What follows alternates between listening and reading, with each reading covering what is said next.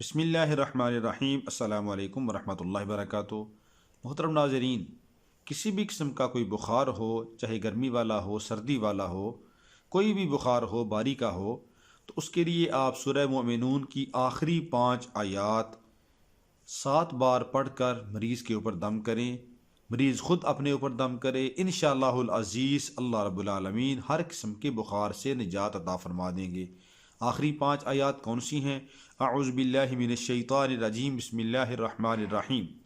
قال الا بستم الا قلیلا لو انکم کنتم تعلمون افحسبتم انما خلقناکم عبثا وانکم الینا لا ترجعون فتعالى الله الملك الحق لا اله الا هو رب العرش الكريم ومن يدع مع الله الها آخر لا برهان له به فانما حسابه عند ربه انه لا يفلح الكافرون وقل رب اغفر وارحم وانت خیر الراحمین۔ یہ 5 آیات آپ پڑھ کر صبح و شام مریض کے اوپر دم کریں۔ مریض کے دائیں کان کے اندر 7 بار پڑھ کر پھونک ماریں، پھر 7 بار پڑھ کر مریض کے بائیں کان میں پھونک ماریں۔ صبح کو بھی دم کریں، شام کو بھی دم کریں۔ انشاءاللہ العزیز اللہ رب العالمین بخار والے مریض کو بخار سے نجات عطا فرما دیں گے۔ یقین کامل شرط ہے، جب بھی کوئی آدمی عمل کرے تو اس یقین کے ساتھ عمل کرے کہ اللہ رب العالمین ضرور شفا عطا فرمائیں گے۔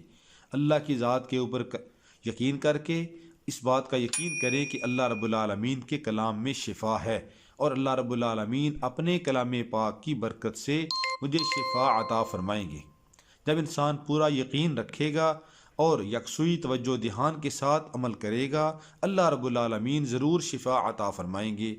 اللہ کے کلام کے اندر شفا ہے۔ اللہ خود فرماتے ہیں اعوذ باللہ من الشیطان الرجیم وَنُنَزِّلُ مِنَ الْقُرْآنِ مَا هُوَ شِفَاءٌ وَرَحْمَةٌ لِّلْمُؤْمِنِينَ کہ اور ہم جو قرآن اتار رہے ہیں یہ شفا بھی ہے اور رحمت بھی ہے ایمان والوں کے لیے۔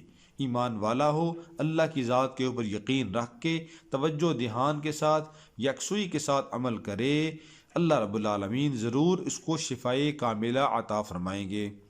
مریض خود اگر بیمار ہے اور خود پڑھنا چاہتا ہے تو یہی آیات 5 آیات خود پڑھ کر پانی کے اوپر دم کر کے صبح کو بھی اور شام کو بھی پی لیا کرے۔